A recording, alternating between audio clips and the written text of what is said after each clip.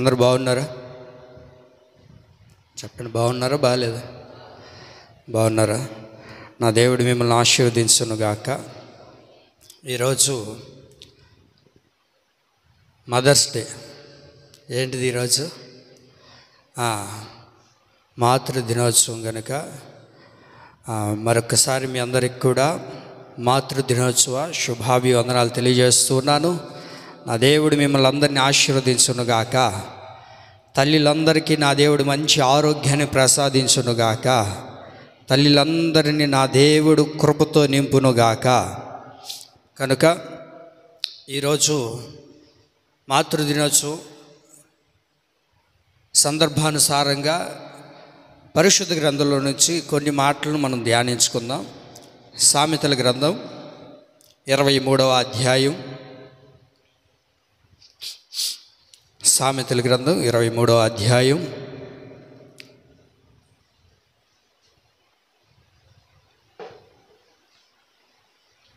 25వ వాక్యాన్ని అందరూ గమనించండి. సామెతల గ్రంథం 23వ అధ్యాయం 25వ వాక్యం. నీ తల్లిదండ్రులను నీవు సంతోషపెట్టవలెను, నిన్ను కనిన తల్లిని ఆనందపరచవలెను. ఏమనుంది అక్కడ? చెప్పండి ఏమనుంది? నిన్ను కనిన తల్లిని ఆనందపరచవలెను. ఈ వాక్యాన్ని మనం ఒకసారి జాగ్రత్తగా ఆలకించగలిగితే, నీ తల్లిదండ్రులను నువ్వు సంతోషపెట్టాలి. తల్లిదండ్రులను ఏం చేయాలి? మనం సంతోషపెట్టాలి. అదే సందర్భంలో రాయబడిన మాట ఏంటంటే, నిన్ను కనిన తల్లిని ఏం చేయాలి? నిన్ను కనిన తల్లిని ఆనందింపపరచవలెను. మనల్ని కనిన తల్లిదని మనం ఏం చేయాలి అని అంటే, వాక్యం తెలియజేస్తుంది, ఆనందపరిచేటట్లుగా చేయాలి. మనల్ని బట్టి మన తల్లి ఏం చేయబడాలి అని అంటే, ఆనందపరచబడేటట్లుగా, మనల్ని బట్టి మన తల్లి సంతోషపడేటట్లుగా, మనల్ని బట్టి మన తల్లి సంతోషంగా నడిపించబడేటట్లుగా మనం అందరం కూడా ఇలా బ్రతకాలి అని దేవుని యొక్క వాక్యం సెలవిస్తూ ఉంది. ఈనాడు దేవుడు మనకు మంచి తల్లిని మనకు అనుగ్రహించారు. మరి అలాంటి పరిస్థితుల్లో మన తల్లిని మనము ఆనందంగా చూసుకోగలుగుతూ ఉన్నామా? దేవుడు మనకు అనుగ్రహించిన తల్లిని మనం సంతోషంగా ఉంచగలుగుతూ ఉన్నామా? నా దేవుని ప్రియులారా, ఈ దినాన చాలామంది చూడండి, ఈరోజు ఏంటిది? Mother's day. ఈ మదర్స్ డే వచ్చిందంటే ఏం చేస్తారు? చాలామంది తల్లిని సంతోషపెట్టకపోగా వారిని సంతోషంగా చూసుకోరు, వారిని ఆనందంగా ఉంచుకోరు. కాకపోతే చేసే పని ఏంటో తెలుసా? ఒకటి మాత్రం చేస్తారు. ఏంటిది అది? వాట్సాప్లో స్టేటస్లో ఎప్పుడో అమ్మతో తీసుకున్న ఒక ఫోటో ఉంటుంది. ఆ ఫోటో నాడు తగిలిస్తాడు. తగిలించిన తర్వాత కింద ఏమని రాస్తారు? Happy happy. ఫస్ట్ ఏం రాస్తారు చూడండి, హ్యాపీ. అంటే హ్యాపీ అంటే ఆనందంగా సంతోషంగా ఉండు అని రాస్తాడు. కానీ వీడి ద్వారా ఏ రోజు కూడా తల్లి సంతోషంగా ఉండింది లేదు. ఈ వ్యక్తి ద్వారా ఏ రోజు కూడా తల్లి ఆనందంగా సంతోషంగా నిమ్మలంగా ఉండింది లేదు. నా దేవుడి ప్రియులారా, స్టేటస్ పెడితే సరిపోదు, లేకపోతే ఫోన్ కాల్ చేసి ఏంటిది అది? హ్యాపీ మదర్స్ డే అని చెప్పేస్తే సరిపోదు. నిన్ను కనిన తల్లిని నువ్వేం చేయాలి? ఆనందపరచాలి. నా దేవుని ప్రియులారా, మనను కనిన తల్లిని మనం ఏం చేయాలో తెలుసా? ఆనందపరిచేవారిగా మనం నడిపించబడాలని వాక్యం తెలియజేస్తుంది. చూడండి, బాగా ఆలోచించండి. ఓ తల్లి ఓ బిడ్డను కనాలి అని అంటే తన అందాన్ని పోగొట్టుకుంటుంది, తన అందాన్ని పోగొట్టుకుంటుంది, తనకున్న సౌందర్యాన్ని పోగొట్టుకుంటుంది. చూసారా మీరు? ఓ తల్లి బిడ్డను కనాలి అని అంటే, ఎవరో చెప్తుంటే విన్నాను, ఓ తల్లి బిడ్డను కనేటప్పుడు అంటండి 20 ఎముకలు విరిగితే ఎంత నొప్పి ఉంటుందో అంత నొప్పును భరిస్తుందంట తల్లి. అంత శ్రమను అనుభవిస్తూ ఉంటుంది తల్లి. తల్లి ఏం తినాలనుకుంటున్నా తినలేని పరిస్థితి, తన కోరికలన్నీ చంపుకునే పరిస్థితి. ఎన్నో రాత్రులు నిద్ర కూడా మానేసి ఆ బిడ్డ కొరకు అలాగే ఎదురు చూస్తూ ఉండేది. ఎన్నో పరిస్థితుల్లో తనకు ఏం కావాలనుకుంటున్నా తన కోరికలన్నిటిని కూడా ప్రక్కన పెట్టేదే తల్లి. అందుకని వాక్యం అంటుంది, నిన్ను కనిన తల్లిని నువ్వేం చేయాలి? ఆనందపరచాలి. ఎన్నో శ్రమలు అనుభవిస్తుంది. 9 లేక 10 నెలలు నవమాసాలు మోస్తున్న తల్లి ఏమంటే ఎంత కష్టాన్ని అనుభవిస్తుంటుంది, ఎంత భారాన్ని అనుభవిస్తుంటుంది, ఎంత వేదన పడుతూ ఉంటుంది. అన్నిటినీ విడిచిపెట్టుందండి, అన్నిటినీ విడిచిపెడుతూ ఉంటుంది, అన్నిటినీ వదిలేస్తుంది. కారణం ఏంటో తెలుసా ఏమండి?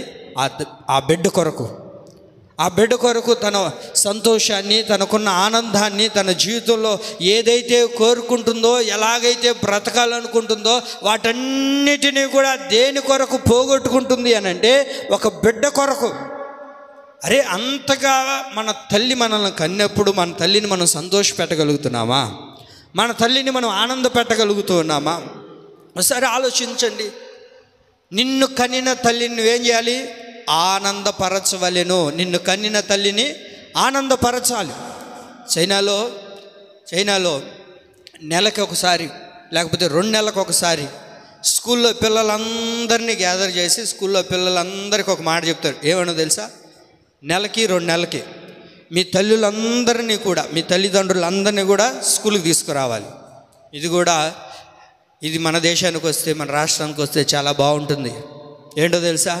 వాళ్ళు ఏం చేస్తారు తెలుసా? ఆ తల్లిదండ్రులందరినీ 2 నెలలకు ఒకసారి పిలుస్తారు స్కూల్కి. పిలిచిన తర్వాత ఆ తల్లిదండ్రుల యొక్క పాదాలు కడగడం ప్రారంభిస్తాం. ఎప్పుడెప్పుడు? 2 నెలలకు ఒకసారి ఆ తల్లిదండ్రుల పాదాలని కడిగితాం ప్రారంభిస్తారు. ఎందుకంటే వారిని గౌరవించేటట్లుగా, వారిని సన్మానించేటట్లుగా. ఏ రోజైనా మనం చేసుకోగలుగుంటామా? ఏ రోజైనా మన తల్లిని సంతోషపెట్టి ఉంటామా? మీరు కూడా ఇంటికి వెళ్ళిన తర్వాత ఒకవేళ మీ తల్లిదండ్రులకు కూడా ఆ పాదాలు కడగండి, ఏం ఇబ్బంది లేదు. తల్లికి ఉన్నారా? ఏంటి సైలెంట్గా ఉన్నారు? మన తల్లిలకు కూడా మనం ఏం చేయాలి? ఇంటికి వెళ్ళిన తర్వాత చక్కగా వాళ్ళు పాదాలు కడగండి, ఏమి తప్పేం కాదు. ఏమండి? తప్పేం కాదు. నిన్ను కనిన తల్లి నువ్వేం చేయాలి? ఆనందపరచాలి, సంతోషపెట్టేటట్లుగా మనం మారాలి. ఇది చేస్తూ ఉన్నామా ఈ రోజున? మన తల్లికి మనం ఏం చేస్తూ ఉన్నాం ఈ రోజున? మనల్ని కన్నిన తల్లిదండ్రులకి లేకపోతే మనల్ని కన్నిన తల్లికి మనం ఏం చేస్తూ ఉన్నాం అని అంటే, సామెతల గ్రంథం 10వ అధ్యాయము, సామెతల గ్రంథం 10వ అధ్యాయము మొదటి వాక్యం చదువుతారు. బుద్ధి లేని కుమారుడు తన తల్లికి ఏం కలుగజేస్తున్నాడంట? తన తల్లికి జ్ఞానము లేనివాడు, బుద్ధి లేనివాడు ఏం చేస్తున్నాడు అంటే దుఃఖమును పుట్టిస్తూ ఉన్నాడు. నవమాసాలు నిన్ను కనింది తల్లి నీ ద్వారా దుఃఖపడడానికి కాదు, నీ ద్వారా కన్నీరు కార్చడానికి కాదు, నీ ద్వారా బాధపడడానికి కాదు, నీ ద్వారా వేదన చెందడానికి కాదు. వాక్యం ఇలా రాయబడింది, నిన్ను కనిన తల్లిని నువ్వు ఆనందపరచాలి. నిన్ను కనిన తల్లి నీ ద్వారా సంతోషపడాలే కానీ నీ ద్వారా దుఃఖాన్ని కలిగించేటట్లుగా, మన ద్వారా దుఃఖానికి పాత్రులుగా మార్చబడకూడదని వాక్యం సెలవిస్తుంది. ఆ దేవుని ప్రియులారా, ఈ దినాన ఈ ఆరాధనలో పాలు పంపులు పొందిన మనమందరం కూడా తల్లిని ఆనందపరిచేవారిగా మారుదుముగాక. ఆమేన్. వింటున్నారా నా మాటలు? నిద్రపోతున్నారా? అలక్ట్గా ఉన్నారా? ఒకసారి హల్లెలూయా చెప్పండి. అదేలే అంటున్నారు. అదేలే కాదు, గట్టిగా మళ్ళీ ఎవరో చెప్తున్నారు. ఈసారి ఒక్కసారి బాగా చెప్పండి. Very good. నా దేవుని ప్రియులారా, నిన్ను కనిన తల్లిని నువ్వు ఏం చేయాలి? ఆనందపరచాలి. నిన్ను కనిన తల్లిని నువ్వు ఆనందపరచాలే కానీ బుద్ధి లేని కుమారుడు వలె తల్లిని దుఃఖపెట్టకూడదు. అది మన జీవితానికి క్షేమము కాదు. మన తల్లిని ఎప్పుడు కూడా సంతోషపెట్టేవారిగానే ఉండాలే కానీ మన తల్లిని మనం ఏం చేయకూడదు? దుఃఖపెట్టకూడదు, వారిని బాధ పెట్టకూడదు. అది మనకు క్షేమము కాదు, అది మన జీవితానికి ప్రయోజనమైనది కాదు. అందుకని వాక్యం తెలియజేస్తుంది, నిన్ను కనిన తల్లిని నువ్వు ఆనంద పెట్టాలి, సంతోషపరిచేవారిగా ఉండాలి సాధ్యమైనంత వరకు. ఏమండి, ఏం చేయాలి? తల్లిని కొడుతూ ఉండాలా? తిడుతూ ఉండాలా? వారిని దుఃఖాన్ని కలగజేసేటట్లుగా మారాలా? ఏం చేయాలి? వారిని ఆనందపరిచేవారిగా ఉండాలి. అలాగే యేసుక్రీస్తు ప్రభుల వారు మనకు బైబిల్లో అనేక సందర్భాల్లో తల్లిగా మనకు ప్రభు కనబడుతూ ఉంటారు. వింటున్నారా నా మాటలు? యేసుక్రీస్తు ప్రభుల వారు తల్లిగా అనేక పర్యాయాలు ప్రభు మనకు కనబడుతూ ఉంటారు. యేసుక్రీస్తు తల్లిగా బైబిల్లో ఎలా మనకు కనబడతారో అలాగే భూలోకములో ఉన్న తల్లి కూడా ఎలా ఉంటుందో ఈ రెండు సందర్భాల్ని ఒకసారి జాగ్రత్తగా ఈ రోజున మనం ధ్యానించుకుందాం. హల్లెలూయా. అర్థమైందా నా మాటలు? యేసుక్రీస్తు తల్లిగా మనకు ఎలా ఉన్నారో భూలోకములో ఉన్న తల్లి ఎలా ఉంటుందో ఈ రెండిటిని ఒకసారి ధ్యానించుకుందాం. దేవుడు మనలను అలాగున దర్శించునుగాక.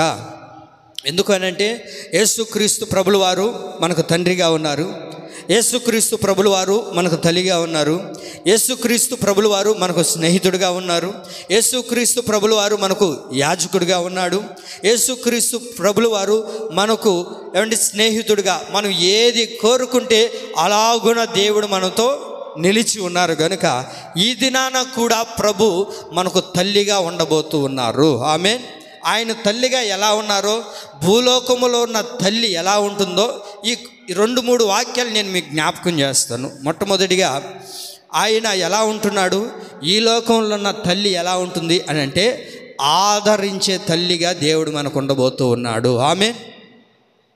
అలాగే ఈ లోకంలో ఉన్న తల్లి మనకు ఎలా ఉంటుంది అని అంటే ఆదరించే తల్లిగా ఉండబోతుంది. బైబిల్లో మంచి తల్లులు ఉన్నారు, చెడ్డ తల్లులు కూడా ఉన్నారు. మంచి నేర్పించిన తల్లులు ఉన్నారు, చెడుని నేర్పించిన తల్లులు కూడా పరిశుద్ధ గ్రంథంలో రాయబడి ఉన్నారు. అయితే ఈరోజు ఇదేంటి? మదర్స్ డే, మాతృ దినోత్సవం కనుక చెడ్డ తల్లుల గురించి నేను చెప్పదలచలేదు, కానీ మంచి వారిని గురించే మనం ధ్యానించుకుందాం. మంచి తల్లుల గురించే మనం ఈ రోజున జ్ఞాపకం చేసుకుందాం. యెషయా గ్రంథం 66వ అధ్యాయం మనందరికీ బాగా సుపరిచయమైన మాటలే, అయితే మరొకసారి మనం ధ్యానించుకుందాం. యెషయా గ్రంథం 66వ అధ్యాయం, యెషయా గ్రంథం 66వ అధ్యాయం 12-13 వాక్యాలు చదువుకుందాం.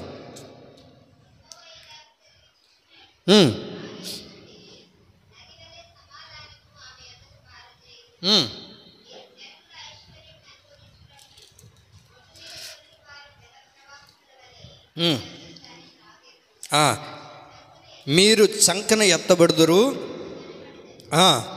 మోకాల మీద ఆడింపబడెదరు. ఒకని తల్లి వారిని ఆదరించినట్లుగా నేను మిమ్మల్ని ఆదరించేదను. యెరూషలేములోనే మీరు ఆదరింపబడెదరు. దేవునికి మహిమ కలుగును గాక. ఇక్కడ మనం గమనించగలిగితే ఒక తల్లి మనకు కనబడుతుంది.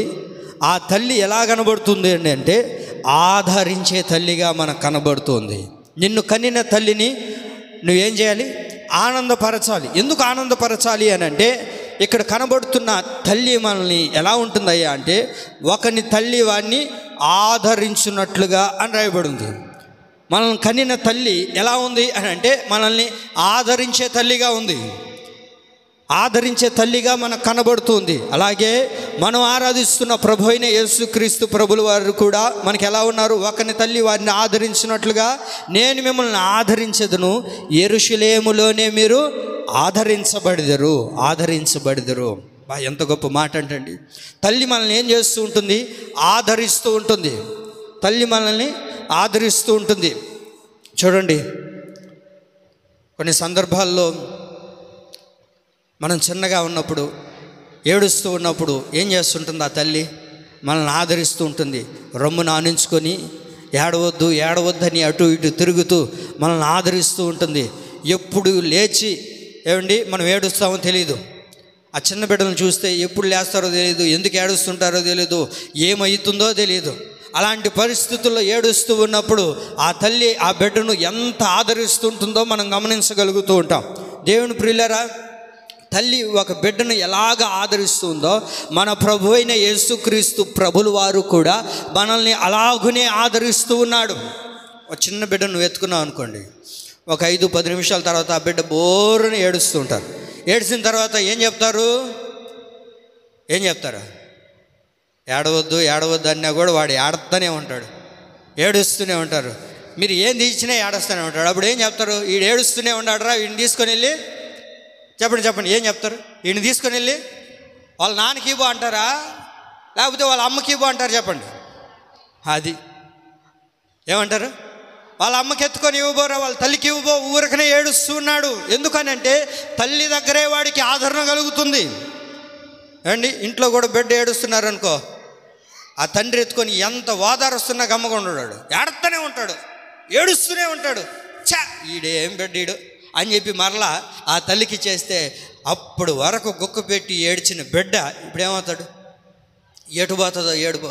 ఆ తండ్రులు అందరూ కూడా నోరు తెరుచుకొని చూస్తుంటారు. అరే నేను ఇంతసేపు ఎత్తుకొని వీడిని ఆడిస్తున్నానే, వీరికి జోలపాట పాడుతున్నానే, వీడిని ఎన్నెన్నో శత ప్రయత్నాలు చేస్తున్నా, వీడు మాత్రం ఏడు పాపట్లేదే. ఆ తల్లి ఎప్పుడైతే అలా బిడ్డను తీసుకుని ఆ స్పర్శ వాడికి తెలుస్తుందో వెంటనే వాడు ఏమైపోతాడు? వెంటనే ఆ బిడ్డ ఏమైపోతుంటుంది? ఏడు పాపేస్తుంది. నా దేవుని ప్రియులారా, ఒక తల్లి ఒక బిడ్డను ఎలాగైతే ఆదరిస్తుందో మనల్ని కూడా దేవుడు అలాగనే నిత్యము ఆదరించే దేవుడుగా ఉన్నాడు. ఆయన మనల్ని ఆదరించే దేవుడై ఉన్నాడు. పలు సందర్భాల్లో చూడండి, బిడ్డలు ఎందుకు ఏడుస్తారో తెలియదు, ఏం జరుగుతుందో తెలియదు. ఏమండి చిన్నప్పుడు ఊరకనే ఏడుస్తూ ఉంటారు, లేకపోతే చెవులకు పురుగెలిగిందా, లేకపోతే కడుపు నొప్పితో ఏడుస్తున్నారా, దేనికోసం ఏడుస్తున్నారో ఏం తెలీదు, కానీ మాత్రానికి ఏడుస్తూనే ఉంటాడు. ఈ తండ్రి అంటాడు, ఆడికేదో వచ్చిందిలే, వాడికి కడుపు నొప్పి వచ్చి ఉంటుంది, ఏటోటేకు బా, నా వల్ల కాదు అంటారనరా. అదే తల్లి ఏం చేస్తుంది? ఆ రాత్రంతా వాడి దగ్గరికి కూర్చొని వాడిని ఓదారుస్తూ, ఏమండి వాడికి ధైర్యం చెప్తూ, వాడిని ఆదరిస్తూ, ఏం కాదులే అని చెప్పి వాడిని భుజాన్ని వేసుకొని ఆ రాత్రి అంతా తిరుగుతూ ఉంటుంది ఆ తల్లి వాడిని ఆదరించడానికి. తండ్రులు అలా చేస్తారా? తండ్రి బాధ్యత అంతా ఏంటంటే, పనికి వెళ్ళామా, జీతం తీసుకొని వచ్చామా, ఇంట్లో ఇచ్చామా, అంతకు మించి ఏం చేయలేడు. బిడ్డను ఆదరించగలుగుతాడా? బిడ్డ యొక్క బాధ ఏంటో చూడగలుగుతాడా? వాడిని ఆదరించగలుగుతారా? కానీ తల్లి ఎలాంటిది అని అంటే, ఏమండి ఒక బిడ్డను ఆదరిస్తూ ఉంటుంది. కన్నీరు కారుస్తూ ఉన్నప్పుడు, వేదన చెందుతూ ఉన్నప్పుడు, బాధపడుతూ ఉన్నప్పుడు, ఎందుకు నాన్న ఏడుస్తున్నా అని వాడిని ఆదరించి పక్కన కూర్చొని పెట్టుకొని వాడికి ఆదరణతో కూడిన మాటలు మాట్లాడేటట్లుగా తల్లి తెలియజేస్తుంది. ఒక తల్లి ఒక బిడ్డను చంకన పెట్టుకొని ఏడుస్తూ ఉన్నప్పుడు వాడిని ఆదరిస్తుందే, మరి మనం ఆరాధిస్తున్న ప్రభు అయిన యేసుక్రీస్తు మనల్ని ఏం చేస్తాడంట? ఆదరించే దేవుడై ఉన్నాడు. ఆమేన్. ఒకని తల్లి వాడిని ఆదరించినట్లుగా నేను మిమ్మల్ని ఆదరిస్తాను. ఆ తల్లి ఎన్ని సందర్భాల్లో మనల్ని ఆదరించి ఉంటుంది. ఏ రోజైనా తల్లిని మనం ఆదరించి ఉంటామా? ఏ రోజైనా తల్లిని పరామర్శించుంటామా? ఏ రోజైనా తల్లిని ప్రేమించి ఉంటామా? నిన్ను కనిన తల్లిని నువ్వేం చేయాలి? ఏ రోజు దుఃఖ పెట్టాలంటున్నారు, ఏం చేయాలి? ఆదరించాలి. వారు మనల్ని బట్టి ఆనందించాలి. అలాగే మనల్ని బట్టి పరమ తండ్రి అయిన దేవుడు, ఆయన మనకు తల్లి అయి ఉన్నాడు.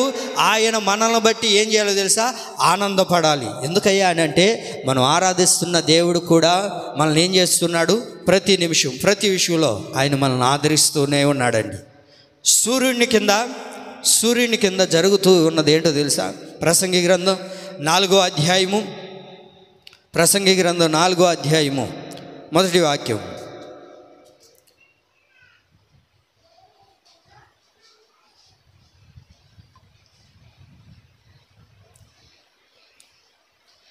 మొదటి వాక్యం.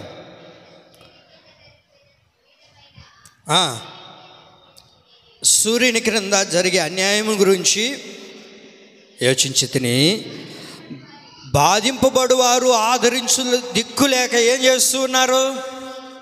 ఆదరించే దిక్కు లేదు. సూర్యుని కింద నడిపించబడుతున్న ప్రతి నరమాత్రుడు ఏమండి ఆదరించే దిక్కు లేక బాధపడుతూ ఉన్నాడు, దుఃఖపడుతూ ఉన్నాడు. ఎందుకు దుఃఖపడుతూ ఉన్నాడు? ఎందుకు కన్నీరు కారిస్తూ ఉన్నాడు అని అంటే, ఆదరించే దిక్కు లేదు. దేవుడు నీకు నాకు ఒక తల్లిని అనుగ్రహించాడా? ఓ మంచి తల్లిని ప్రభు మనకు అనుగ్రహించినప్పుడు మన ద్వారా ఆ తల్లిని ఆనందపరచగలుగుతున్నామా? ఆ తల్లి ద్వారా మనం ఎన్ని సందర్భాల్లో ఆదరించబడి ఉంటాం? ఆ తల్లి ద్వారా మనం ఎన్నిసార్లు దుఃఖం కాంతులో ఉన్నప్పుడు, దుఃఖంతో నడిపించబడుతున్నప్పుడు, బాధతో ఉన్నప్పుడు, వేదన చెందుతూ ఉన్నప్పుడు, అందరూ మనల్ని దూరం చేసినప్పుడు తల్లి మనల్ని ఎంత ఓదరించింది, తల్లి మనల్ని ఎంత ఆదరించింది, తల్లి మనకు ఎంత సపోర్ట్గా నిలబడింది. కానీ ఏ రోజైనా తల్లిని మనం ఆనంద పెట్టి ఉంటామంటండి. నా దేవుని ప్రియులారా, ఈ దినాన వాక్యం ఏం తెలియజేస్తుందో తెలుసా? నీ తల్లిని నువ్వేం చేయాలి? ఆనంద పెట్టేటట్లుగా మారాలి. ఎందుకు ఆనందపరచాలి మన ద్వారా అని అంటే, తల్లి మనల్ని ఏం చేస్తుంది? ఆదరిస్తూ ఉందండి. ఈ భూమి క్రింద అనేక పరిస్థితుల్లో ఆదరించే దిక్కు లేక, మనల్ని ఆదరించేవారు ఎవరూ లేక, అలాంటి పరిస్థితుల్లో ఉన్నప్పుడు తల్లే కదా మనల్ని ఆదరించింది, తల్లే కదా మనల్ని ఓదార్చింది, తల్లే కదా మనల్ని చెంతకు చేర్చుకొని నడిపించింది. మరి అలాంటి తల్లిని మనం ఆనంద పెట్టగలుగుతున్నామా, లేకపోతే దుఃఖపరుస్తున్నామా? దేవుని ప్రియులారా, వాక్యం చెప్పకనే చెప్తుంది, భూమి కింద ఉన్న అనేక మంది ఆదరించే దిక్కు లేదండి. చాలామందికి ఆదరించే దిక్కు లేదు. చూడండి, ఈ రోజున ఎంతోమంది కని పాడేసి వెళ్ళిపోతూ ఉన్నారు. వాళ్ళని ఆదరించే వాళ్ళు లేరు, వాళ్ళని పరామర్శించేవారు లేరు, వారిని సేద తీర్చేవారు లేరు. కానీ దేవుడు మనల్ని అలాగ చేయలేదుగా. దేవుడు మనకంటూ ఒక తల్లినిచ్చాడు. ఆ తల్లిని మన ద్వారా సంతోష పెట్టగలుగుతున్నామా? ఆ తల్లిని ఏ రోజైనా మనం ఆదరించి ఉంటామా? తల్లి చిన్నప్పుడు మనల్ని ఎలాగ ఆదరించింది? మనకు కష్టం వచ్చినప్పుడు, మనకు బాధ కలిగినప్పుడు, వేదన కలిగినప్పుడు, అనేక పరిస్థితుల్లో మన జీవితాల్లో ఎదురైనప్పుడు మన తల్లిని ఏ రోజైనా ఆదరించి ఉంటామంటండి. నీ ద్వారా తల్లి ఏం చేయబడాలి? ఆదరించాలి. ఆదరించేవాడు ఒక్కడ కూడా లేడంటండి భూమిలో. అందుకే విలాప వాక్యములు 1వ అధ్యాయం 17వ వాక్యంలో రాయబడి ఉంటుంది. ఆ వాక్యం చదవండి. విలాప వాక్యములు 1:17.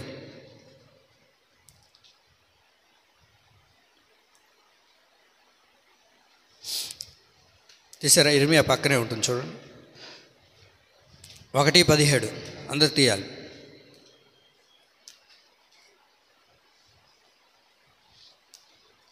కానివ్వండి త్వరగా. 1:17 ఆదరించువాడు లేక సియోను చేతులు చాపుచూ ఉన్నది. ఆదరించే దిక్కు లేక సియోను ఏం చేస్తుంది? చేతులు చాపుతుంది. ఎవరు మమ్మల్ని ఆదరిస్తారు? ఎవరు మమ్మల్ని పరామర్శిస్తారు? మేము వేదనతో ఉన్నప్పుడు, బాధతో ఉన్నప్పుడు, దుఃఖంతో నడిపించబడేటప్పుడు ఎవరు మమ్మల్ని ఆదరించేది అని చెప్పి ఏం చేస్తున్నారంటే, ఆదరించు దిక్కు లేక వాళ్ళందరూ ఏం చేస్తున్నారు? ఆదరించేవాడు లేక చేతులు చాపుచూ ఉన్నారు. ఎవరో ఒకరు ఆదరిస్తారులే, ఎవరో ఒకరు మమ్మల్ని ఆదరించకుండా పోతారా, ఏదో ఒక పరిస్థితుల్లో ఎవరో ఒకరు వచ్చి మమ్మల్ని ఆదరిస్తారులే అని అనుకుంటూ ఉంటారు. దేవుని ప్రియులారా, మనల్ని ఆదరించేవాడు ఎవరయ్యా అని అంటే, మనం ఆరాధిస్తున్న ప్రభు అయిన యేసుక్రీస్తు మాత్రమే మనల్ని ఆదరించగలిగిన దేవుడు. ఆయనే మనల్ని ఆదరించేవాడై ఉన్నాడు. పలు సందర్భాల్లో తల్లి మనల్ని ఎలాగైతే ఆదరిస్తూ మన తోడై ఉండి మనతో నడిపిస్తూ ఉందో, అలాగే మన పరమ తండ్రి అయిన దేవుడు కూడా ఆయన మనకు తల్లిగా ఉండి పలు సందర్భాల్లో మనల్ని ఏం చేస్తున్నాడు? దేవుడు ఆదరిస్తూ ఉన్నాడు, ఆదరిస్తూ ఉన్నాడు, ఆదరిస్తూ ఉన్నాడు. ఎలా ఆదరిస్తూ ఉన్నావు ప్రభు అని అంటే, 54వ కీర్తన 4వ వాక్యంలో ఇలా రాయబడి ఉంది. 54వ కీర్తన 4వ వాక్యం. 54వ కీర్తన 4వ వాక్యం. ఇదిగో దేవుడే నాకు సహాయకుడు, ప్రభువే నా ప్రాణమునకు చెప్పండి, ప్రభువే నా ప్రాణమును ఆదరించేవాడు. దేవుడే మన ప్రాణాన్ని ఆదరించే దేవుడై ఉన్నాడు. ఆయన ఆదరణ మనకు కావాలి. ఆయనే మనల్ని ఆదరించే దేవుడై ఉన్నాడు. ఒక తల్లి వారిని ఆదరించినట్లుగా నీ తల్లి నిన్ను ఎలాగైతే ఆదరిస్తుందో అంతకంటే ఎక్కువగా దేవుడు మన ప్రాణమును ఆదరిస్తూ ఉన్నాడు. ఎందుకని ప్రాణమునే ఆదరిస్తూ ఉన్నాడు అని మనం ఆలోచించగలిగితే, పలు సందర్భాల్లో కష్టం వచ్చిందనుకోండి, బాధ కలిగింది అనుకోండి, లేకపోతే ఒక శ్రమ కలిగింది, లేకపోతే ఒకరి ద్వారా ఒక నిందను అనుభవించాం, లేకపోతే కొంతమంది ద్వారా మన ప్రాణము సమస్యలిపోయింది. అలాంటప్పుడు మనం ఏమనుకుంటామంటే, బ్రతుకుండడం కన్నా చావడం మేలు. ఎందుకు చావాలనుకుంటున్నావు బ్రదర్, అక్క ఎందుకు చావాలనుకుంటున్నావు, ఏంటి నీకు అంత పరిస్థితి ఏమొచ్చింది అని అంటే, ఏం లేదయ్యా, చాలామంది ద్వారా నేను బాధపడుతూ ఉన్నాను. సరే, నన్ను ఎవరైనా ఆదరిస్తారనుకుంటే, ఇప్పుడు ఒకప్పుడు నేను చిన్నగా ఉన్నప్పుడు నా తల్లి నన్ను ఆదరిస్తూ ఉండేది, ఇప్పుడు ఆ తల్లి కూడా నాకు లేదయ్యా, నన్ను ఆదరించేవారు లేరు. అలాంటి పరిస్థితుల్లో నా ప్రాణము ఏమవ్వాలనుకుంటుంది? చనిపోవాలనుకుంటుంది, ఈ బ్రతుకు వద్దనుకుంటుంది. అలాంటి పరిస్థితుల్లో దేవుడు అంటారు, ఇదిగో నీ ప్రాణము నేనేం చేయబోతున్నాను? ఆదరించబోతున్నాను. ఎందుకనంటే ప్రాణమును తీసుకోవాలనుకునే వాళ్ళు చాలామంది ఉన్నారు. ఎందుకంటే ఆదరించే దిక్కు లేక, ఎవరు ఆదరించేవారు లేక, తల్లి కంటే ఎక్కువగా ఆదరించే వాళ్ళు ఎవరు కూడా ఈ లోకంలో ఉండరండి. తల్లి కంటే మనల్ని ఎక్కువగా ఆదరించే వాళ్ళు ఎవ్వరు కూడా మనకు ఉండరు. ఉంటారా? ఉండరండి. ఒక తల్లి ఉంది, నాకు తెలిసిన ఒక తల్లి. ఆ తల్లి అంటుంది, అయ్యా నా కుమారుడు కోసం బాగా ప్రార్థన చేయ్యా, నా కుమారుడు కోసం బాగా ప్రార్థన చేయ్యా, వాడికి త్వరగా పెళ్ళి అవ్వాలి, వాడికి త్వరగా పెళ్ళి అవ్వాలి అని అంటుంటే, సరేనమ్మా ప్రార్థన చేద్దాం, దేవుడు కార్యం చేస్తాడులే అని చెప్పుకుంటూ వచ్చేసరికి కొద్ది దినాలు గడిచిన తర్వాత ఆ కుమారుడు ఎదురైనప్పుడు, ఎందుకురా బాబు, వయసు పైబడుతుంది కదా, వివాహం చేసుకోవచ్చు కదా, అంతగా నీ తల్లి నిన్ను అడుగుతుంది కదా, ఎందుకని నువ్వు నిర్లక్ష్యం చేస్తున్నావు అని అంటే, ఆ సహోదరుడు అన్న మాట ఏంటో తెలుసా? పాస్టర్ గారు నా తల్లి వృద్ధాప్యంకి వచ్చేసింది, నా తల్లి ఏం పని చేసుకోలేదు, ఇల్లు ఊడ్చేది నేనే, ఆమె బట్టలు ఉతికేది నేనే, ఆమె స్నానానికి తీసుకొని పోయేది నేనే, ఆమెకి వేడి నీళ్ళు పెట్టేది నేనే, ఆమెకి అన్నం తినలేని పరిస్థితుల్లో తినిపించేది నేనే, మరి ఇవన్నీ నేను చేస్తున్నాను. ఆమె వృద్ధాప్యానికి వచ్చింది. నేను పెళ్లి చేసుకుంటే నా భార్య, నాకు వచ్చిన భార్య నన్ను, నా తల్లిని అలాగ చూసుకుంటుందా? చూసుకోలేదు కదా. ఆమె బ్రతుకున్నంత కాలం నేను వివాహం చేసుకోకూడదని ఒక తీర్మానం చేసుకున్నాను అని అన్నాడు. నాకేం అర్థం కాలేదు. ఎంత గొప్ప తీర్మానం కదా. అయితే కొన్ని 2-3 రోజులు గడిచిన తర్వాత ఆ సహోదరుడు ఇలా అంటున్నాడు, ఎంత మంచి సమర్పణ కదా అని అంటే, ఆ అబ్బాయి గురించి తెలిసిన మాట ఏంటంటే, ఆ బిడ్డని ఆ తల్లి కనలేదండి. ఆ సహోదరుని ఆ తల్లి కనలేదు, పెంచుకునింది. ఆమెకి బిడ్డలు లేకపోతే అనాథాశ్రమంలో నుంచి ఆ బిడ్డను తీసుకొని వచ్చుకొని ఆ బిడ్డను పెంచి పోషించి ఓ మంచి స్థితిలో పెట్టింది. ఆ బిడ్డకి ఏమండి టీచర్గా పనిచేస్తూ ఉంటాడు.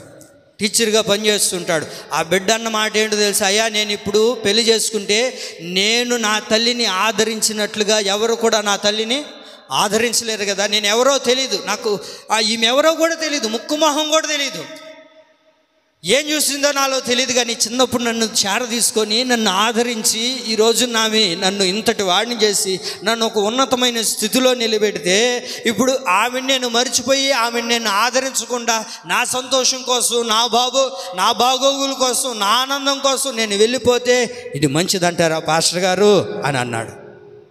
నా దేవుని ప్రియులారా చూడండి, ఆమె కనింది కూడా కాదు, పేగుబంధం లేకపోయినా పెంచిన అనుభవం తనలో మెలిగింది కనుకనే ఆ బిడ్డ అంటాడు, అయ్యా నాకు ఆదరించే దిక్కు లేనప్పుడు ఈ తల్లి నన్ను చెంతకు చేర్చుకొని ఈ తల్లి నన్ను ఆదరించింది పాస్టర్ గారు, కనుక ఆమె రుణాన్ని నేను ఎలా తీర్చగలుగుతాను, ఆ తల్లి రుణాన్ని నేను ఎలా తీర్చగలుగుతాను, ఇది చేసినా సరే ఇంకా తక్కువే. కాబట్టి నేను ఈ తీర్మానం చేసుకున్నాను, నేను నా తల్లి బ్రతికినంత కాలం ఆమెను ఆదరించుకుంటూనే ఉంటాను, ఆమెను చూసుకుంటూనే ఉంటాను. నా దేవుని ప్రియులారా, ఒక తల్లికి ఇంతకంటే ఏం కావాలండి? నిన్ను కనిన తల్లి ఏమండి నిన్ను బట్టి ఏం చేయాలి? ఆనందపడాలి. కానీ మనల్ని బట్టి ఏ రోజు కూడా మన తల్లి కన్నీరు కార్చకూడదు. దేవుని ప్రియులారా, అలాగున మనల్ని బట్టి మన తల్లి కన్నీరు కార్చిందా? వాక్యంలో ఇలా రాయబడింది, లోయ కాకులు వచ్చి ఏం చేస్తాయంటే లోయ కాకులు వచ్చి కనుగుడ్లు పెరుక్కొని వెళ్ళిపోతాయి. అర్థమవుతుందా? ఏ రోజు కూడా మనల్ని బట్టి మన తల్లిదండ్రులు దుఃఖపడకూడదు, మన తల్లిదండ్రులు బాధపడకూడదు. ఎందుకనంటే ఒకప్పుడు మనల్ని వాళ్ళు ఎలా ఆదరించారో, మనల్ని ఎలా పరామర్శించారో, దేవుడు కూడా పలు సందర్భాల్లో మనల్ని ఏం చేస్తున్నాడు తెలుసా? ఆదరించే దేవుడు అయి ఉన్నాడు. ఆమేన్. తన సేవా పరిచర్లో సేవలో కొనసాగించబడుతున్నప్పుడు ఏ ఊరికి చెప్తే ఆ ఊరికి వెళ్ళిపోవాలి దైవజనుడు. ఏ ఊరికి పోమంటే దేవుడు ఏ ఊరిలో ప్రేరేపణ కలిగజేసి ఆ ఊరికి వెళ్ళిపోవాలి, అంతే. తనకి ఎవరు లేరు. అలాంటి పరిస్థితుల్లో ఏ గ్రామానికి వెళ్ళినా, ఎక్కడ నిలబడినా, ఏం చేస్తున్నా ఆదరణ లేని స్థితిలో ఉన్నప్పుడు, తనకు ఎవరు కూడా ఆదరించే దిక్కు లేనప్పుడు అతను పలికిన మంచి మాట ఏంటో తెలుసా? కొరింథీయులకు రాసిన 2వ పత్రిక 1వ అధ్యాయం చూడండి. కొరింథీయులకు రాసిన 2వ పత్రిక చదివితే బాగుంటుంది మీరంతా కూడా.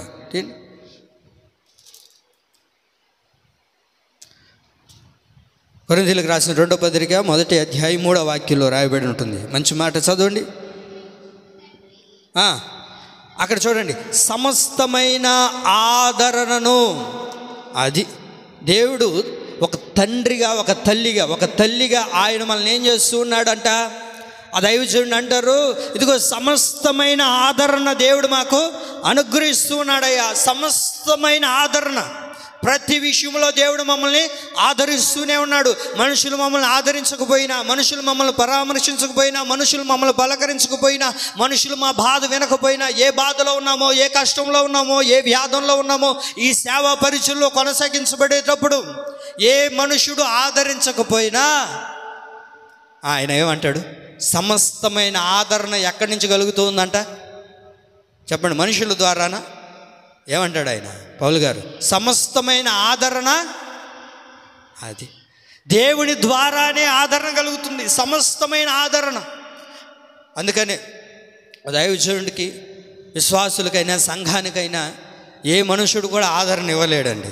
సమస్తమైన ఆదరణ ఎవరి ద్వారా రావాలి అని అంటే అది దేవుని ద్వారా తప్ప ఎవడు కూడా మనకు అంతటి ఆదరణ ఇవ్వలేడు.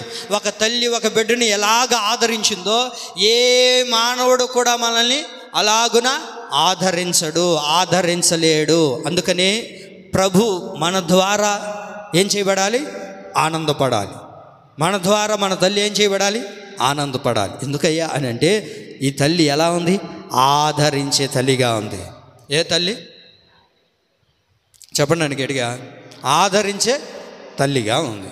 రెండోదిగా చూడండి, ఎలాంటి తల్లి అని అంటే బోధను చెప్పే తల్లి. ఏ తల్లి? బోధ, ఉపదేశం, మంచి మాట చెప్పే తల్లి. చూస్తాం సామెతల గ్రంథం, సామెతల గ్రంథం 1వ అధ్యాయం 8వ వాక్యం.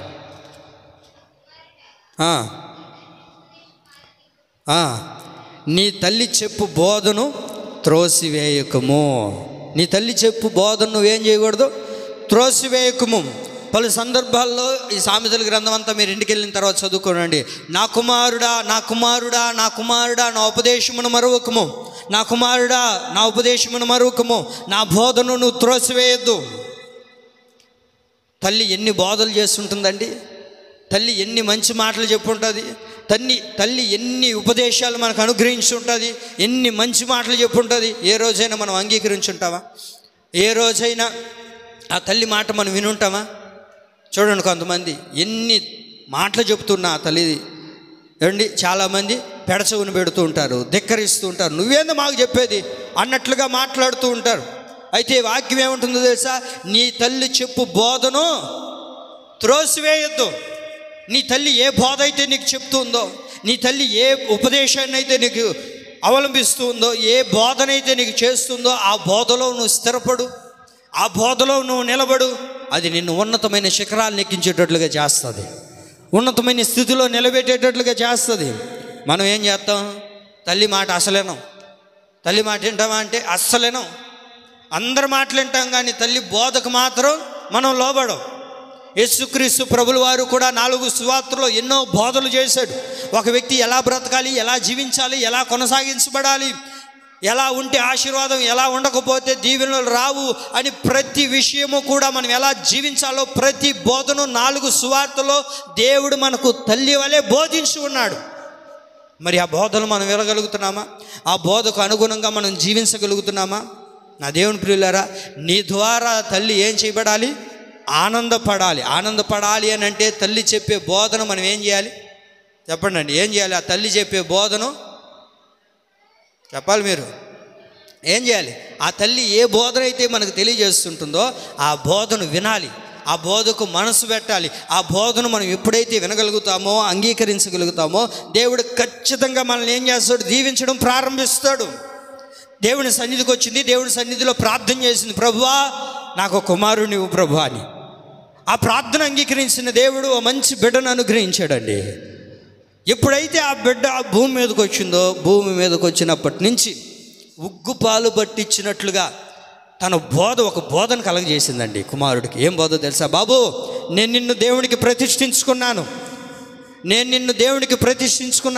నీవు బ్రతికినంతకాలం దేవుని సన్నిధిలోనే బ్రతకాలి, దైవ సేవకుల నీడలోనే బ్రతకాలి, దేవుని మందిరంలోనే కొనసాగించబడాలి, ప్రార్థన చేయాలి, పాటలు పాడాలి, దేవునిలో కొనసాగించబడాలని ప్రతిదినం పుట్టినప్పటి నుంచి ఇదే బోధ చేస్తుంది, ఇదే ఉపదేశం చేస్తుంది. ఇదిగో నేను చెబుతున్న ఈ బోధను త్రోసివేయొద్దు, దాంట్లో నుంచి నువ్వు తృణీకరించొద్దు.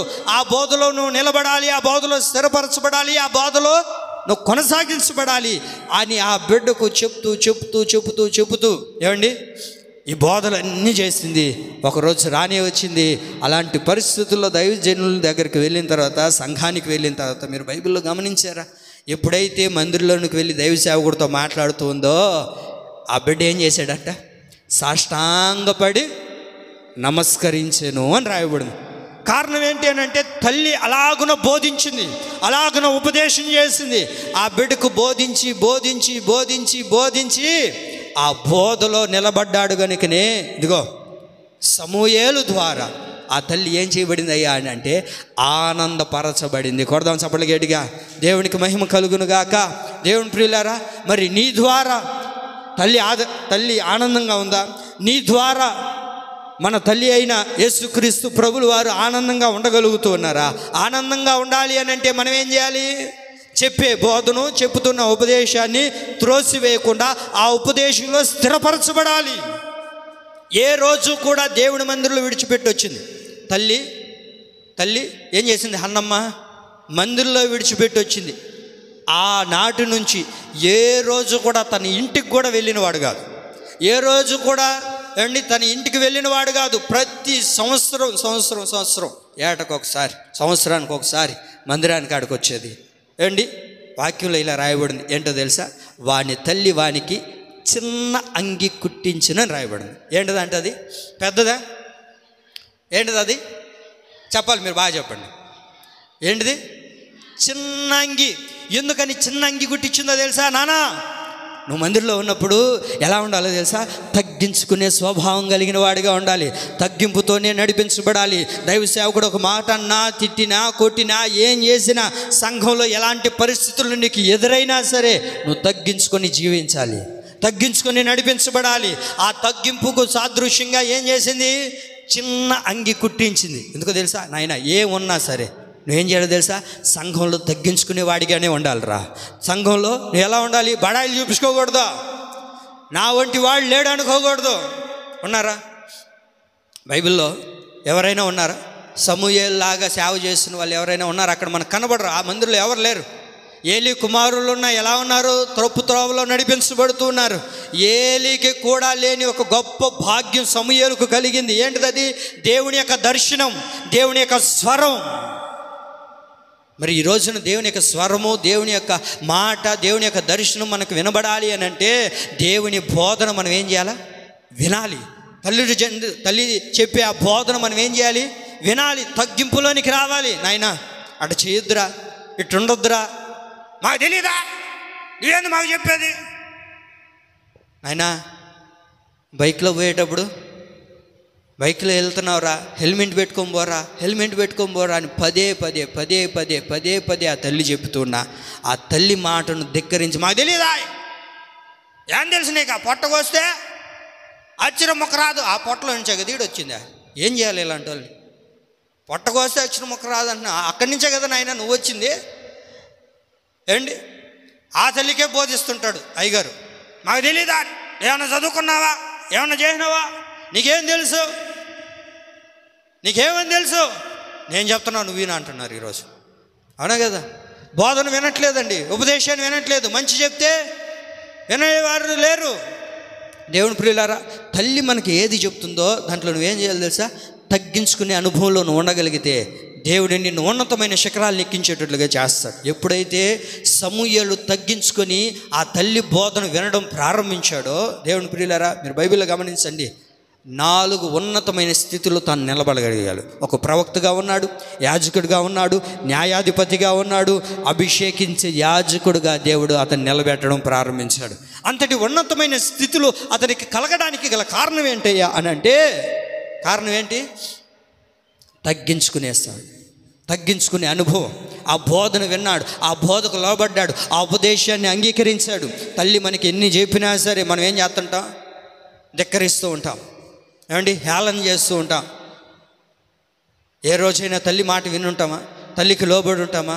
తల్లి మాటను అంగీకరించుంటాం? తల్లినే కొట్టడానికి పోయే వాళ్ళు కూడా ఉన్నారు. తల్లిని కొట్టేవాళ్ళు కూడా ఉన్నారు, తల్లిని తిట్టేవారు కూడా ఉన్నారు, తల్లి మీద చెయ్యి ఎత్తే వాళ్ళు ఉన్నారు. ఇలాంటి వాళ్ళకి ఏమండి వాక్యం ఏముంటుందో తెలుసా? పుట్టగతులు ఉండవంట. ఎందుకనంటే తల్లిని ఎలా సన్మానించాలో, తల్లిని ఎలా ప్రేమించాలో, తల్లికి ఎలాంటి గౌరవం ఇవ్వాలో ఇదిగో ఈ పరిశుద్ధ గ్రంథంలో రాయబడి ఉంది. మరి తల్లికి నువ్వు ధిక్కరిస్తున్నావా? లేకపోతే వారి యొక్క బోధలు నువ్వు అంగీకరించగలుగుతున్నావా? వారి బోధలకు చెవియొగ్గగలుగుతున్నామా? జాన్ వెస్లీ గారి యొక్క తల్లి ఒక 20 సూత్రాలు రాసుకునిందంటండి. ఆ 20 సూత్రాలు ప్రతిరోజు వాళ్ళకి బోధించేది. ఏంటిది చెప్పండి?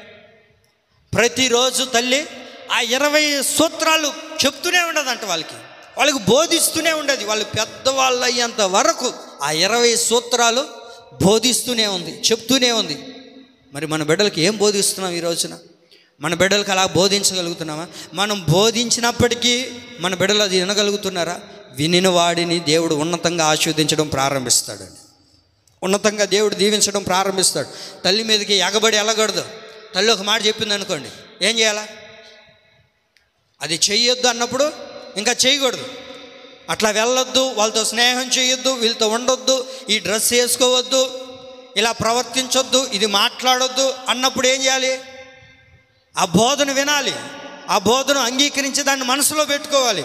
అలా ఉన్నప్పుడే దేవుడు మనల్ని ఒక ఉన్నతమైన స్థితిలో నిలబెట్టడం ప్రారంభిస్తాడండి. నువ్వేంది మాకు చెప్పేది, మేమేమైనా చదువుకోలేదా? ఏమండి కొంతమంది ఉన్నారు. అలా చేస్తే నీ ద్వారా తల్లి సంతోషపడుతుందా, దుఃఖపడుతుందా? చెప్పండి అండి. దుఃఖపడుతుందా, సంతోషపడుతుందా? దుఃఖపడమే ప్రారంభిస్తుంది. వాక్యం ఏముంటుంది? నిన్ను కనిన తల్లిని నువ్వేం చేయాలి? సంతోషపెట్టేవారిగా మనం ఉండాలి. ఎఫెసీ పత్రిక 6వ అధ్యాయం 4వ వాక్యం చూడండి. ఎఫెసీ పత్రిక 6వ అధ్యాయము 4వ వాక్యం.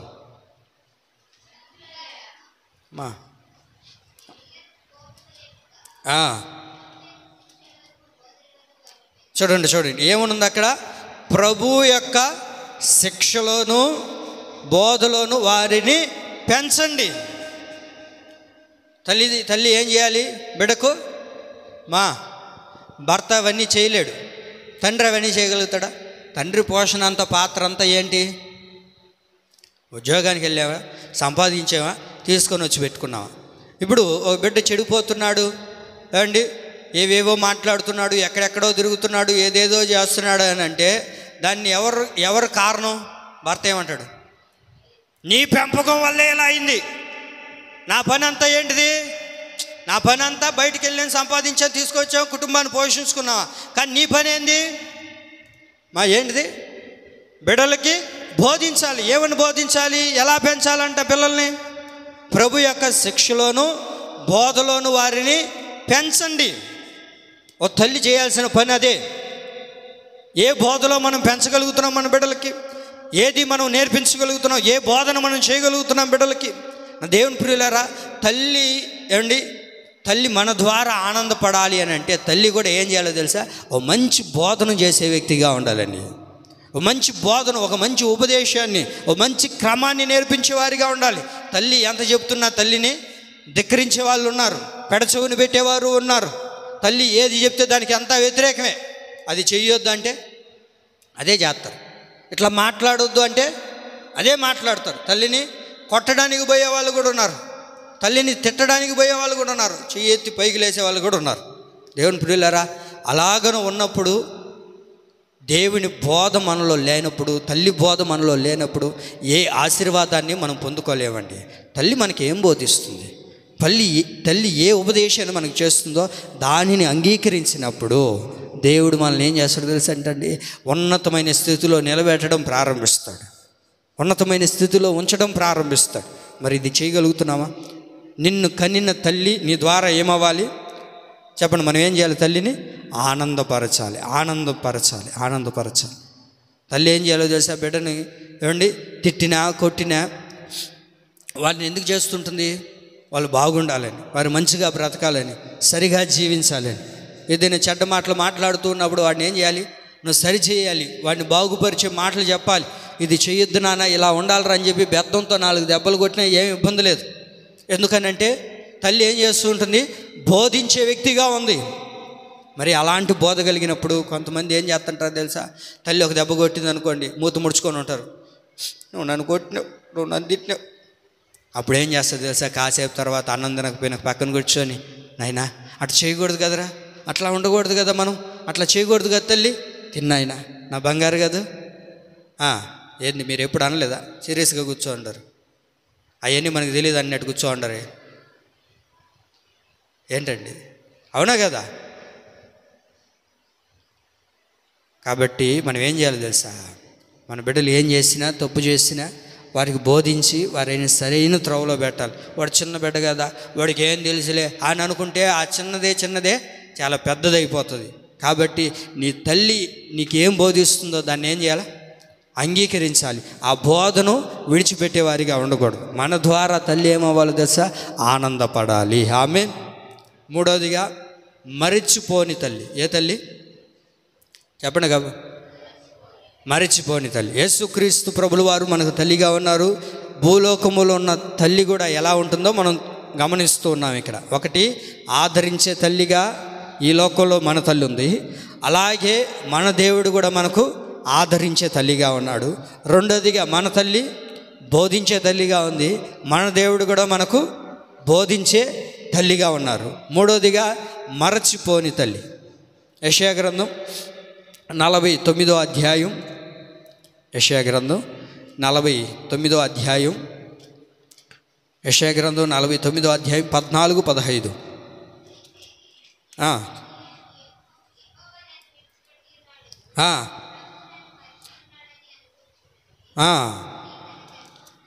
స్త్రీ తన గర్భమును పుట్టిన బిడ్డను కరుణింపకుండా తన చంటి పిల్లను మరుచునా, వారైనా మరుచుదు కానీ నేను నిన్ను మరువను. చూడుము, నా అరచేతుల మీదనే నిన్ను చెక్కి ఉన్నాను. ఆమేన్. మూడోదిగా రాయబడిన మాట ఏంటో తెలుసా? మూడోదిగా ఏమని రాయబడిందో తెలుసా? ఇదిగో తల్లి తల్లి తల్లి ఎలా ఉందయ్యా అంటే మరువని తల్లిగా మనకి ఇక్కడ కనబడుతుంది. స్త్రీ గర్భమున పుట్టిన బిడ్డను కరుణింపకుండా తన చంటి బిడ్డను మర్చిపోతుంది అంటండి. తల్లి మనల్ని మర్చిపోతుందా? తల్లి మర్చిపోతుందా? చెప్పాలి మీరంతా. తల్లి కరుణింపకుండా ఉంటుందా? తల్లి కరుణింపకుండా మర్చిపోతుందా మనల్ని? వాళ్ళు ఎలాగైతే మర్చిపోరో, ఇదిగో నేను కూడా మిమ్మల్ని మర్చిపోను. అయ్యా పాస్టర్ గారు,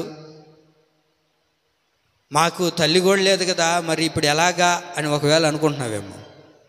దేవుడు ఎవరో తెలుసా? మనకు తల్లిగా ఉంటూ ఉన్నాడండి. ఆయన మనకు ఎలా ఉన్నాడు? తల్లిగా ఉంటున్నాడు. ఆయన తల్లిగా ఉండి తల్లే నిన్ను మరవకుండా ఉన్నప్పుడు, నిన్ను కరుణింపకుండా ఉన్నప్పుడు నేను నిన్ను ఎలా మర్చిపోతాను? నేను నిన్ను ఎలా కరుణింపకుండా ఉంటాను? మన దేవుడు మర్చిపోతాడా? మన తల్లి మనల్ని మర్చిపోతుంది అంటండి. ఒకవేళ మన తల్లి మనల్ని మర్చిపోయింటే ఎప్పుడు ఏమైపోయి ఉండాలో కదా. ఆ బస్టాండ్లో ఊరికి పోయేటప్పుడు, మనం చిన్నప్పుడు ఆ బస్టాండ్లో తల్లి మర్చిపోయింటే చెప్పండి అండి, ఏమైపోయి ఉండేవాళ్ళమే. ఆ తిరణాలకు పోయినప్పుడు ఏంటండి, ఆ తిరణాలకు పోయినప్పుడు ఆ రోజు తల్లి మర్చిపోయింటే, వంట చేసేటప్పుడు తల్లి మనల్ని మర్చిపోయింటే, స్నానం చేసేటప్పుడు తల్లి మర్చిపోయింటే, లేకపోతే బయటికి వెళ్ళేటప్పుడు తల్లి మర్చిపోయింటే ఏమైపోయి ఉండాలి మన బ్రతుకుండే వాళ్ళమా? చూడండి, స్నానం చేసేటప్పుడు, వంట చేసేటప్పుడు, బయటికి వెళ్ళేటప్పుడు, ఇల్లు ఊడ్చేటప్పుడు, పొయ్యి ఊపేటప్పుడు, అయ్యో ప్రతి సందర్భంలో తల్లి నిన్ను మర్చిపోవట్లేదే. తల్లి నిన్ను జ్ఞాపకం ఉంచుకుంటుంది కదా, నిన్ను మనసులో ఉంచుకుంటుంది కదా, నిన్ను జ్ఞాపకాల్లో తలపోసుకుంటూ ఉంది. మరి అలాంటి తల్లిని మనం ఆనంద పెట్టాలా, దుఃఖ పెట్టాలంటండి? చెప్పండి ఏం చేయాలి? ఒక్కొక్కసారి చూడండి, రాత్రుల్లో ఆ తల్లి అట్లా బిడ్డని పక్కన పడుకొని పెట్టుకొని నిద్రపోతూ ఉన్నప్పుడు, ఆ పక్కన బిడ్డ అట్లా తడిగినప్పుడు కనబడకపోతే దిక్కులు లేస్తుంది. చూస్తేనేమో వాడు ఆ గోడ కాడ అనుకో ఉంటాడు. ఎంత భయం పుడుతుంటుందో. తల్లి నిద్రపోయినా కూడా మర్చిపోదండి. మరి తల్లే మరవకుండా ఉన్నప్పుడు దేవుడు మనల్ని మర్చిపోతాడా? దేవుడు మనల్ని విడిచిపెడతాడా? అందుకనే చెప్తుండేది ఈరోజు మదర్స్ డే కనుక. ఏమండి, తల్లి ఎలా ఉంది మనలో? మరిచిపోని తల్లిగా ఉంది. ఒకవేళ తల్లి మర్చిపోయింటే ఇదిలో పడుకోబెట్టి అట్టయినా పోలే అని చెప్పి ఆమె పని ఆమె చేసుకుంటున్నది అనుకో, ఏ కుక్కలు లాక్కొని వెళ్ళిపోయింటే ఏమైపోయి ఉండాలి మన పరిస్థితి? ఏ దొంగోడు చేతుకొని వెళ్ళిపోయింటే ఏమైపోయి ఉండాలి మన పరిస్థితి? ఏమండి, తల్లి మర్చిపోతుందా అంటే మరవదు మనల్ని. మనమే పలు సందర్భాల్లో మర్చిపోతుంటాం. భార్య వచ్చిన తర్వాత, పెళ్ళైన తర్వాత తల్లిని మర్చిపోయిన వాళ్ళు మహానుభావులు కూడా ఉన్నారు. ఏమండి, ఏమైపోతే మాకెందుకులే అనుకునే బిడ్డలు కూడా ఉన్నారు. దేవుని ప్రియులారా, నిన్ను బట్టి నీ తల్లి ఏం చేయాలి? ఆనందపడాలి అని అంటే మనం ఏం చేయాలి తెలుసా? మన తల్లిదండ్రులు మర్చిపోయే వారిగా ఉండకూడదండి. ఎందుకని? మన తల్లి మనల్ని మర్చిపోవట్లేదే. మర్చిపోతుందా మన తల్లి? ఏ రోజు కూడా మర్చిపోతండి. ఆమె మన బాధ ఏంటో ఎరుగుతుంటుంది, మన కష్టం ఏంటో చూస్తుంది, మనల్ని కరుణిస్తూనే ఉంటుంది, మన గురించి ఆలోచిస్తూనే ఉంటుంది. నువ్వు ఎక్కడ ఉన్నా, ఏం చేస్తూ ఉన్నా ఆమె నిన్ను మర్చిపోదు. ఈరోజున బిడ్డలు మాత్రం మర్చిపోతున్నారు, పంచుకుంటున్నారు.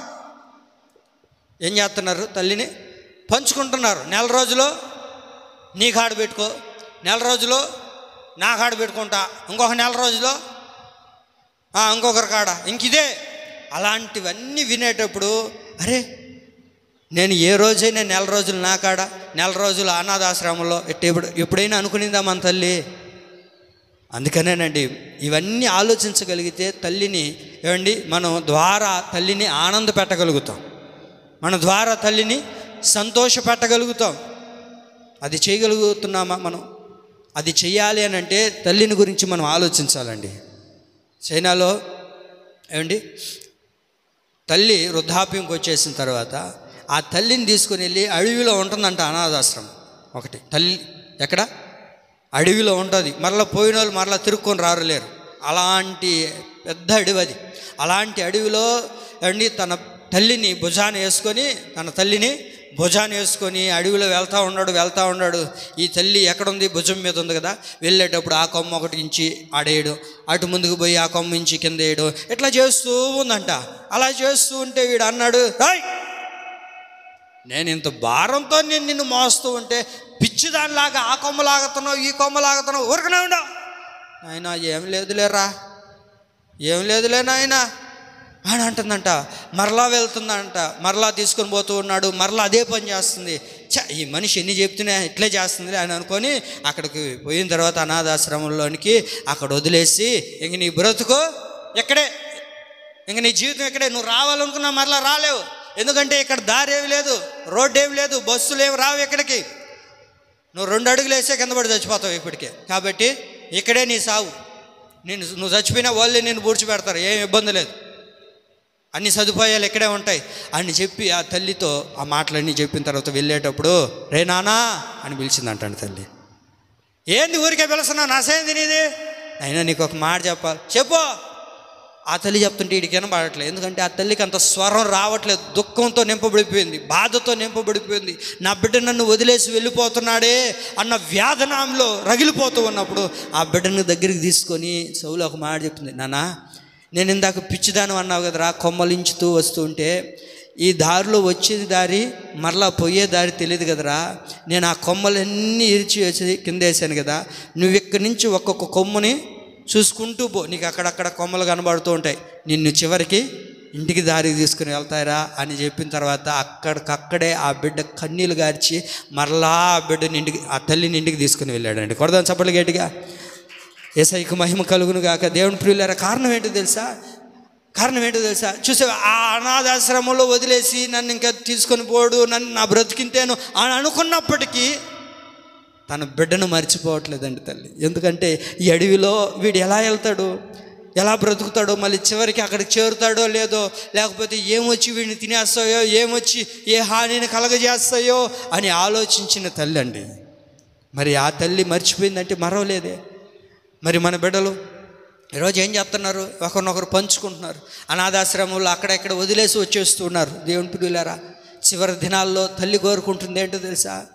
ఏమండి, చిన్నప్పుడు ఎలాగైతే మనల్ని మరవకుండా ఉందో వృద్ధాప్యం వచ్చినప్పుడు కూడా అలాగనే మన తల్లిని మనము మరవకూడదండి, విడిచిపెట్టకూడదు. చాలామంది చూడండి, వాళ్ళ దారి వాళ్ళు ఎత్తుక్కుంటూ ఉంటారు, మర్చిపోతూ ఉంటారు. 115వ కీర్తన 12వ వాక్యం చదవండి. 115వ కీర్తన 12వ వాక్యం. 115వ కీర్తన 12వ వాక్యం. యెహోవా మమ్మల్ని మరచిపోలేదు. అది యెహోవా మనల్ని మర్చిపోలేదు. ఒక తల్లే మరవకుండానప్పుడు దేవుడు కూడా మనల్ని ఏం చేయట్లేదంట, మరచిపోవట్లేదు. ఆయన మరిచిపోతే ఆయన ఆలోచనలో మనం లేకపోతే ఏ రోజో వెళ్ళిపోయి ఉండాలి, ఏ రోజో గాల్లో కలిసిపోయి ఉండాలి మన ప్రాణాలు. కానీ దేవుడే మనల్ని మర్చిపోవట్లేదండి. దేవుడు ఆయన జ్ఞాపకాల్లో మనల్ని ఉంచుకొని ఉన్నాడు. దేవుడు ఎన్నడూ కూడా మనల్ని విడిచిపెట్టట్లేదు, మనల్ని మర్చిపోవట్లేదండి. ఒక తల్లి మరచకుండా ఎలాగైతే జ్ఞాపకం ఉంచుకుంటుందో దేవుడు కూడా ఏం చేస్తున్నాడు, ఆయన జ్ఞాపకాల్లో మనల్ని ఉంచుకుంటూ ఉన్నాడు. ఆయన మనల్ని మర్చిపోకుండా ఏం చేస్తున్నాడు అంటండి, మనల్ని జ్ఞాపకం చేసుకుంటూ ఆయన జ్ఞాపకాల్లో మనల్ని ఉంచుకొని ఉన్నాడు. అలాంటి పరిస్థితుల్లో మన ద్వారా దేవుడు ఏమవ్వాలి, ఆనందపరచబడాలి. ఆమేన్. మన ద్వారా దేవుడు దుఃఖపడకూడదు, మన ద్వారా దేవుడు బాధపడకూడదు. ఇలాంటి వ్యక్తులను నేను మర్చిపోకుండా జ్ఞాపకం ఉంచుకుంటుండేది, ఇలాంటి వ్యక్తులను నేను మర్చిపోకుండా వారిని ఆదరిస్తూ ఉండేది అని దేవుడు బాధపడకూడదు అని అంటే మనం ఏం చేయాలి అని అంటే మన ద్వారా దేవుడు ఆనందపడాలి. కానీ మనం ఏం చేస్తున్నాం తెలుసా, ఈ రోజున మనం ఏం చేస్తున్నాం తెలుసా? చూడండి, ఇర్మియా గ్రంథం 2వ అధ్యాయం 32వ వాక్యం. త్వరగా ఇర్మియా గ్రంథం 2వ అధ్యాయం 32వ వాక్యం. ప్రజలు ఎలా ఉన్నారు అని అంటే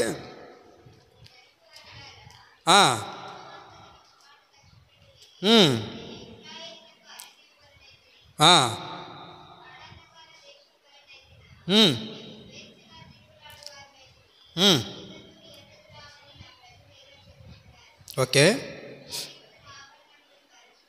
అమ్మా, కన్యక తన ఆభరణములను మరుచునా నా ప్రజలు లెక్కలేనని దినములు నన్ను ఏం చేస్తూ ఉన్నారంట, మరిచి ఉన్నారు.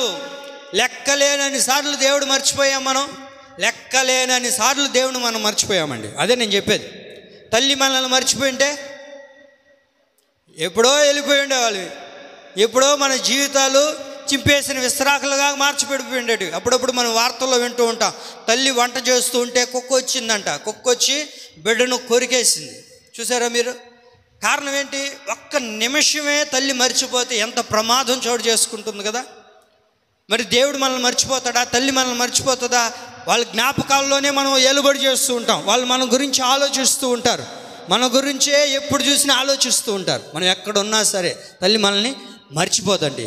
మనం ఏం చేస్తుంటాం, తల్లిని మర్చిపోతూ ఉంటాం, దేవుని మర్చిపోతూ ఉంటాం. అందుకే అక్కడ రాయబడింది, నా ప్రజలు లెక్కలేనన్ని దినములు, ఏంటంట లెక్కలేనన్ని దినాలు మన తల్లిని మర్చిపోయి ఉంటాం కదా. మనం లెక్కలేనన్ని సార్లు మన తల్లిని మర్చిపోయి ఉంటాం, లెక్కలేనన్ని సార్లు ఏమండి మన దేవుడిని మర్చిపోయి ఉంటాం. కానీ దేవుడు మనల్ని మర్చిపోవట్లేదండి. దేవుడు మనల్ని ఏ రోజు కూడా మర్చిపోవట్లేదు. ఎందుకయ్యా అంటే ఆయన మర్చిపోతే మనం బ్రతకలేమండి, ఆయన మర్చిపోతే మనం ఇంక ఉండలేము భూమి మీద. కనుకనే ఆయన తల్లి వలె మనల్ని మరవకుండా ఆయన జ్ఞాపకాలంలోనే ఉన్నామండి. ఎన్నిసార్లు మర్చిపోయి ఉంటాం చెప్పండి? మనం ఎన్నిసార్లు ప్రార్థన చేయకుండా మర్చిపోయి ఉంటాం, ఎన్నిసార్లు దేవుడితో మాట్లాడకుండా మర్చిపోయి ఉంటాం, ఎన్నిసార్లు వాక్యం చదవకుండా మర్చిపోయి ఉంటాం, ఎన్నిసార్లు మందిరానికి రాకుండా మర్చిపోయి ఉంటాం. అబ్బా నిజమే కదక్క, నిన్న సెకండ్ సాటర్డే సీలు కొట్టం కదా. అబ్బా మర్చిపోయినా, పెళ్ళి మర్చిపోయినావా? పెళ్ళి మర్చిపోయినావా? ఏం సైలెంట్గా ఉంటారు? పెళ్ళికి మర్చిపోయినారా? పెళ్ళికి పోయినారా లేదా? మీరు అందరూ పోయారా? బాగా జరిగిందా? ఆ బిడ్డలను కూడా దేవుడు దీవించను గాక. ఆమెం చెప్పండి. వచ్చి కొత్తగా వివాహం చేసుకున్నారుగా, ఆ కుటుంబాన్ని ప్రభు దీవించును గాక. అర్థమవుతుందా? పోయారా? పెళ్ళికి పోయినారు, కానీ సీలు కొట్టడానికి మాత్రం రాలే. వచ్చినారా? ఏమి బైబిల్ స్టడీకి వచ్చారా? మర్చిపోయినాం పాస్టర్ అయ్యా. పెళ్ళికి మాత్రం రాతారు, అప్పుడు మాత్రం మీకు అన్ని వసతులు ఉంటాయి. చర్చికి రావడానికి సరేలేండి, మందిరానికి పెద్దగా స్తంభాలుగా ఉండవాళ్ళే మర్చిపోయినప్పుడు మందేముందంటారు? పెద్ద చెట్టుకే అంత బాధ వచ్చినప్పుడు చిన్న చెట్టుది ఏమంటారా? అర్థమైన వాళ్ళకి అర్థమైనంత. ఎన్నిసార్లు మర్చిపోయినాం మనం? బుధవారం ప్రార్థనలు మర్చిపోతున్నాం, శనివారం కూడికలు మర్చిపోతున్నాం, ఏమండి అన్నీ మర్చిపోతున్నాం. కొంతమంది ఆదివారం కూడా మర్చిపోయే మహానుభావులు కూడా ఉన్నారు. ఆదివారం మర్చిపోతున్నారు. ఏం చేస్తాం, అంత భక్తులు అయిపోతున్నాం మనం. ఒకవేళ పరిస్థితులు బాగలేదు, అనారోగ్యం, ఇబ్బందిగా ఉంది, సరే ఓకే, పెళ్ళికి మాత్రం పోయేదానికి బాగుంటుంది. ఏడైనా కార్యక్రమాలు జరిగితే పోవడానికి మాత్రం అప్పుడు ఎండ ఉండదు మీకు, అప్పుడు ఎండ రాదు, అప్పుడు మీకు చలి అనిపించదు, అప్పుడు పాములు రావు, అప్పుడు ఏ ఇబ్బంది ఉండదు. చర్చికి వచ్చే టయానికి మాత్రం అన్నీ వచ్చేస్తాయి కదక, అన్నీ అప్పుడే వచ్చేస్తాయి. వింటున్నారా? హల్లెలూయా. అక్కడ వాక్యం ఏముంది? నా ప్రజలు లెక్కలేనని, అది లెక్కలేనని దినాలు మర్చిపోయినాం మనం దేవుణ్ణి. లెక్కలేనని దినాలు దేవుడిని మర్చిపోతే మన ద్వారా దేవుడు ఆనందపడతాడా? మన ద్వారా దేవుడు సంతోషపడతాడా?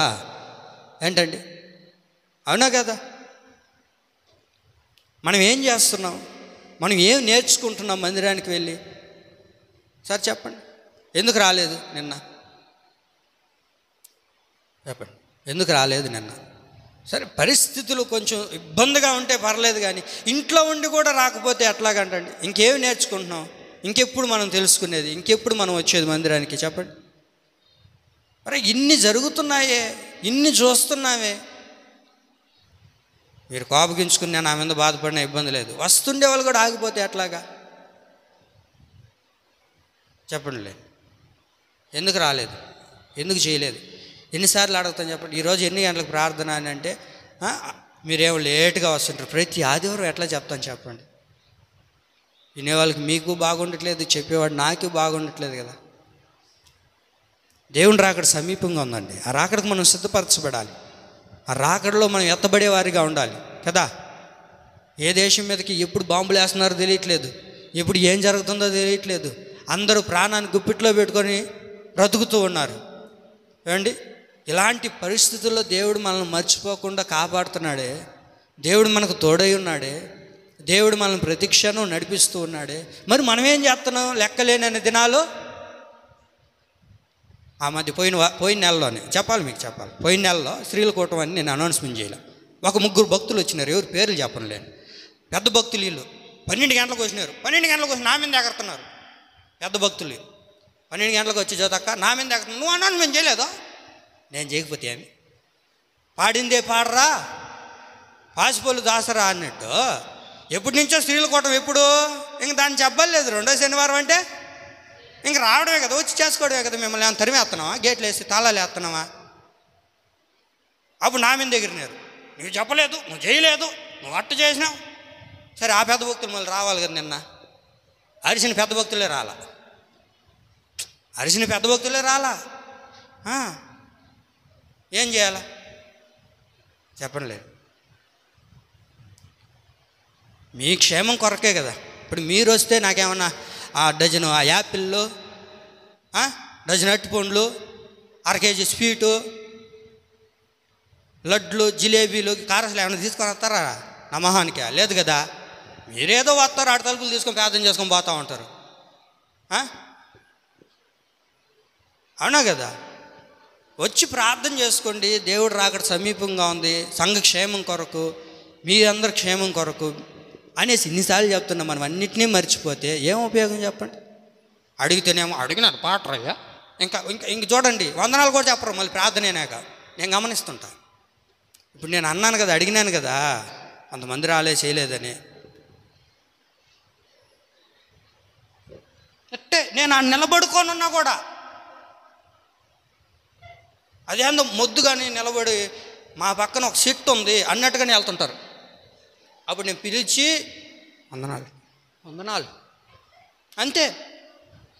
చెప్తే అంత, చెప్పకపోతే అంత, నేను మాత్రం చెప్పాలి, అది నా బాధ్యత. అవునా కదా.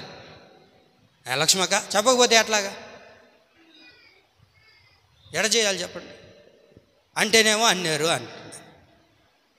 మీరు నేర్చుకోవాలనే కదా, మీకోసమే కదా ప్రయాసపడుతుండేది. మీరు బాగుంటేనే కదా మాకు ఆశీర్వాదం. ఏమండి, కాబట్టి మర్చిపోబాకండి. లెక్కలేనన్ని దినాలు మర్చిపోయాం మనం. లెక్కలేని దినాలు మనం విడిచిపెట్టాం. కానీ దేవుడు మనల్ని మర్చిపోవట్లేదండి. ఆయన విడిచిపెట్టట్లేదు. ఆయన జ్ఞాపకాల్లోనే దేవుడు మనల్ని ఉంచుకొని ఉన్నాడండి. దేవునికి మహిమ కలుగును గాక. కాబట్టి యేసుక్రీస్తు ప్రభుల వారు ఎలా తల్లిగా ఉన్నారో, భూలోకంలో ఉన్న మన తల్లి ఎలా ఉందో మనం ఇక్కడ గమనించాం. ఆదరించే తల్లి, బోధించే తల్లి, మరచిపోని తల్లి. అలాగున్న దేవుడు మన దైనందిన జీవితాల్లో ఉన్నారు. ఎందుకయ్యా అంటే నిన్ను కనిన తల్లి నిన్ను బట్టి ఏం చేయాలి? ఆనందపడాలే కానీ ఏమండి బుద్ధి లేని కుమారుడు వలె ఏమండి తల్లిని దుఃఖ పెట్టకూడదు, తల్లిని బాధ పెట్టకూడదు. తల్లి మన కొరకు ఎంత చేసిందో, ఎంత త్యాగం చేసిందో కదా. మరి అంత త్యాగం చేసిన తల్లి కొరకు నువ్వేం చేయగలుగుతున్నావు? ఒకసారి ఆలోచిద్దాం. మన దైనందిన జీవితాల్లో ఏమండి ఈ మదర్స్ డే రోజు, ఈ మాతృ దినోత్సవం రోజు తల్లిని ఆనందపరిచేవారిగా మనం అందరం మారుదుము గాక. ఆమేన్.